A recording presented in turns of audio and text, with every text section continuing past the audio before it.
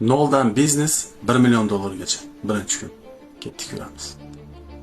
Biznesni Toshkentda boshlayman deb Toshkentga keldim, lekin Toshkentda qayerda turganimni o'zim ham bilmayman. Sekin borib Astanovkaga borib, ozgina o'tirib dam olib, u yoqqa qarab ish qidirishim kerak. Uzoqdan mo'ykani ko'rib qoldim. Mo'ykaga borsam, mo'ykada hech kim yo'q, ishchilar o'tiribdi dam olib, to'g'risi ish so'ragan. Juda ham xijolat bo'ldim.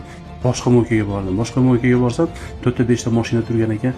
Hamma yerda ish so'rasam bo'ladimi dedi. Borib ishchilardan so'rasam, aka dedi, 3-4 kundan beri ish bo'lmayapti dedi.